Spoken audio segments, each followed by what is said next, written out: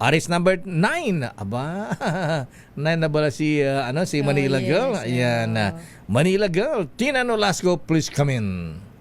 Lakay Deo, Sister L, handa nga si MMDA General Manager Nicolas Torre III na sumunod kung aatasan ng Pangulong Marcos Jr. na ipatupad ang arrest warrant ng International Criminal Court o ICC laban kay Senator Bato de la Rosa sa kapihan sa Manila Hotel dito sa Maynila.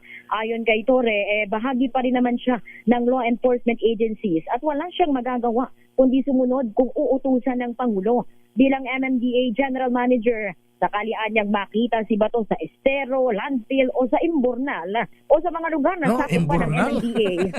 Oo, nakaideyo. Ang Bato de la Rosa, ang de la Rosa, ang Senator Bato ba magtatago sa Imbornal, sinasakay nga ni Senator Robin Saban Oo, yan ang SUV. pabirong na sinabi. Oo, yan ang pabirong sinabi nga ni Torre nang matanong nga kung siya ba ay handa ngang ipatupad ang arrest warrant ng ICC laban kay Bato kung utusan ng Pangulo. Sabi niya, kung ito ay sakop ng MMDA, siya ay bahagi pa rin naman ng law enforcement agency. Wala siyang choice, sabi niya. No choice siya kundi sumunod sa direktiba ng Pangulo. At kailangan nilang gawin ang trabaho bilang law enforcement agency at pakikiisa rin sa whole of government approach ng Pangulong Marcos. Pero kung hindi nila ito sakop o hindi sakop ng MMDA, ayon kay Torre, ipaubayan niya ito sa iba pang kaukulang ahensya ng gobyerno. Pakinggan natin.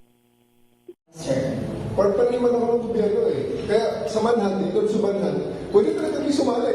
Binabantayan namin, mali mo, nagtago sa Landfill, nagtago sa Estero, nagtago dyan sa Alsada. Ayan, pwede nyo kami maasahan dyan. Diba? Pero sa mga areas, na may iba namang mga Office of Primary Responsibility, sila mong trabaho kasi whole of government approach Si MMDA General Manager Nicolas Torre III. Ito, Tina. si RH19 na Nolasco. Yes, Lakay. Ano ba talaga ang tatakbuhan ni General Torre? For President, for Senator? Baka yan yung takbo, yung kanyang campaign laban sa bullying, Lakay Deo.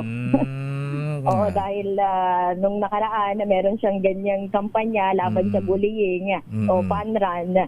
Baka yan ang kanyang tinutukoy na tatakbuhan. Kasi nung binanggit daw ng presidente sa SONA, Torre for President, kailangan natin, ha? Ang tapang, ayan, siya pa ang humuli sa presidente, ayan, Presidente Digong, ayan.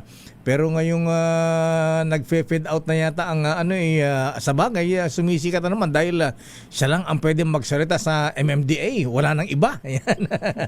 Kaya siguro for Senator, ayan, siguro for Senator, ayan. Abangan natin yan, Lakay Deo, sa nalalapit na 2028 election kung tatakbo nga ba itong si General Manager Nicolas Torre III.